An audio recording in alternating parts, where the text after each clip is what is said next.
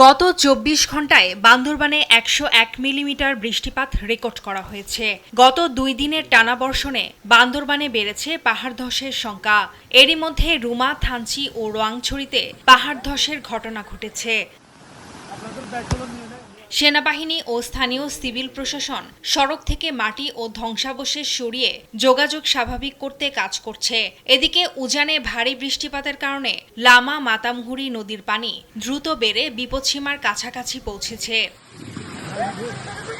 জেলা প্রশাসন জানিয়েছে, পরিস্থিতি মোকাবেলায় জেলার ২২০টি আশ্রয়কেন্দ্র প্রস্তুত রাখা হয়েছে। ঝুঁকিপূর্ণ এলাকায় বসবাসকারীদের নিরাপদ স্থানে সরে যেতে মাইকিংও করা হচ্ছে। আমার ২২০টা আশ্রয়কেন্দ্র রেডি আছে। এখন পর্যন্ত কাউকে আশ্রয়কেন্দ্রে নেওয়ার প্রয়োজন হয়নি। হেডম্যানরা প্রস্তুত আছে, উপজেলা প্রশাসন পরিষদ তারা প্রস্তুত আছে, ইউনিয়ন পরিষদ প্রস্তুত আছে, ফায়ার সার্ভিস অলরেডি মাঠে কাজ করছে। বর্ষায় পাহাড় ধসের ঝুঁকিতে আছে বান্দরবানের ৫,৭৫৬ পরিবার।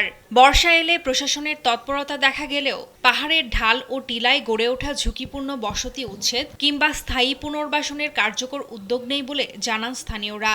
বর্ষা এলে চিন্তা করেন এই সরকারের মাইকিং করে জেলা পরিষদ পৌরসভা থেকে ফায়াকুল থেকে সরে যান কিন্তু সেজন্য এলে আমাদের কোনো খোঁজ খবর নেয় না। প্রশাসক যদি কোনো কিছু আমাদের জন্য ব্যবস্থা নিত তাহলে তো আমাদের পাহাড়ের থাকা লাগতো না। আমাকে মৃত্যুর ঝুঁকি নিয়ে হইলেও কি এখানে থাকা লাগবে। এদিকে রাঙামাটিতে টানা বর্ষণেও বাড়ছে পাহাড় ধসের সংখ্যা। ঝুঁকিপূর্ণ পাহাড়ের পাদদেশে বাস করা প্রায় ১.৫ লাখ মানুষের মধ্যে দেখা দিয়েছে চরম উদ্বেগ। মাইকিং করে লোকজনকে আশ্রয়কেন্দ্রে যাওয়ার অনুরোধ করা হলেও এখনো ঘর ছাড়ছেন না অনেকেই। যদি দেখি বেশি ক্ষতিগ্রস্ত হচ্ছে তখন আমরা আশ্রয়কেন্দ্রে চলে যাওয়ার চেষ্টা করব। পৌর এলাকার ২৮টি স্থানকে পাহাড় ধস প্রবণ ও ঝুঁকিপূর্ণ এলাকা হিসেবে চিহ্নিত করা হয়েছে। জরুরি প্রয়োজনে নাগরিকদের আশ্রয় দেওয়ার জন্য ৯টি ওয়ার্ডে প্রস্তুত রাখা হয়েছে ১১টি আশ্রয়কেন্দ্র। ৯টি ওয়ার্ডে আমাদের মোট ১১টি আশ্রয়কেন্দ্র প্রস্তুত রয়েছে।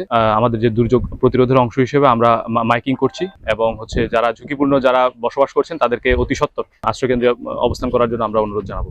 ঝুঁকিপূর্ণ এলাকায় বসবাসরতদের জীবন রক্ষায় প্রশাসনের নির্দেশনা মেনে চলার পাশাপাশি অপ্রয়োজনে পাহাড়ের ঢাল ও পাদদেশে অবস্থান না করার আহ্বান জানানো হয়েছে। আপনাদের নিকটবর্তী লোকনাথ মন্দির আশ্রয় কেন্দ্রে আশ্রয় গ্রহণ করুন। ফারজানা আফরোজ টুম্পা, নিউজ ডেস্ক, দেশ টিভি।